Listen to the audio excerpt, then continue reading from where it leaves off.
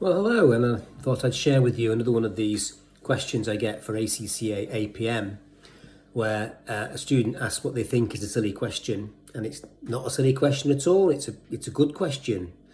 And the question I got this week was to ask the question that what's the difference between ROCE, which you're familiar with, and ROI, which you might also be familiar with, but they're two very similar measures, and they are very similar measures. But if they're similar, why is there two of them?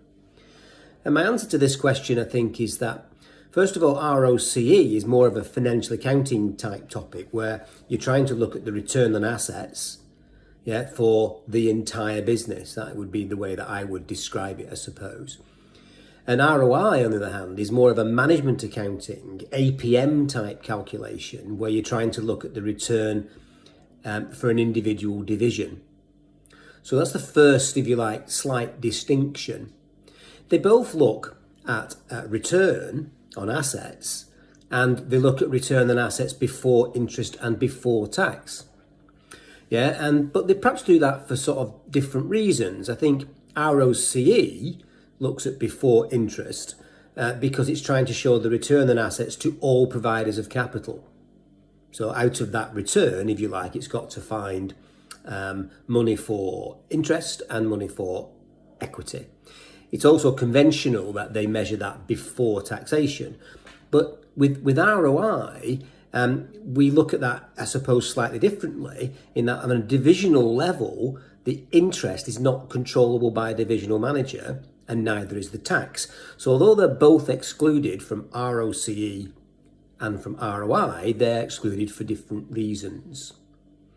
The other big difference, I think, between ROI and ROCE is that in ROI, we then also, if you like, exclude items that are not controllable by the individual divisional manager. And that's the crucial difference. ROCE has no such concept, really.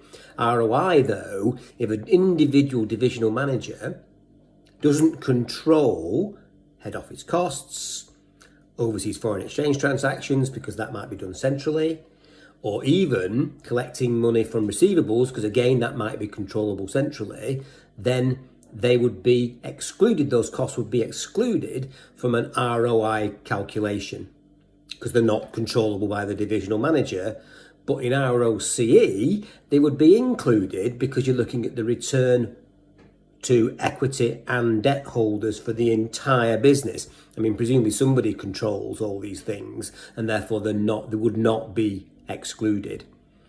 So I hope that explains why ROCE and ROI are just slightly different things.